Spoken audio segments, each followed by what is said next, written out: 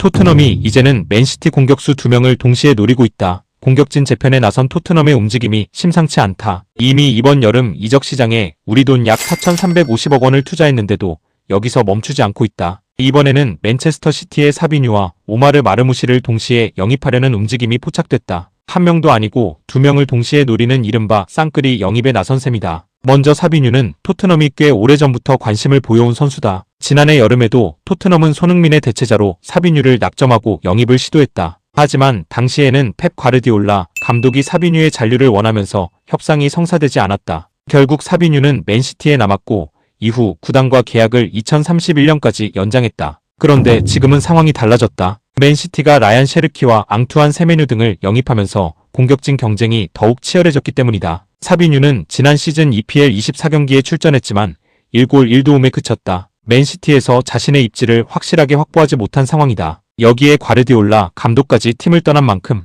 사비뉴 입장에서도 새로운 도전을 고민할 가능성이 있다는 분석이 나온다. 그리고 토트넘이 노리는 이름은 사비뉴 하나가 아니다. 오마르 마르무시까지 영입 대상으로 떠올랐다. 마르무시는 지난해 1월 맨시티에 합류한 뒤 첫 시즌 EPL 16경기에서 7골을 터뜨리며 강한 인상을 남겼다. 특히 빠른 스피드와 돌파, 골 결정력을 앞세워 새로운 공격 옵션으로 기대를 받았다. 하지만 지난 시즌에는 21경기에서 3골에 그치면서 기대만큼의 활약을 이어가지 못했다. 결국 맨시티 공격진에서 확실한 주전 자리를 차지하지 못했고 토트넘이 이 상황을 주목하고 있는 것이다. 사실 토트넘은 마르무시에게도 이미 오래전부터 관심을 보여온 것으로 알려졌다. 그렇다면 토트넘은 왜 이렇게까지 공격진을 뜯어고치려는 걸까? 가장 큰 이유는 역시 손흥민의 이탈이다. 팀은 새로운 공격 체계를 만들어야 하는 상황이 됐다. 손흥민이 단순히 득점만 담당했던 선수가 아니었다는 점에서 공백은 더욱 크다. 득점과 도움은 물론이고 중요한 순간 직접 경기를 해결하는 능력까지 갖추고 있었기 때문이다. 그래서 토트넘은 이번 여름 단순한 대체자를 찾는 것이 아니라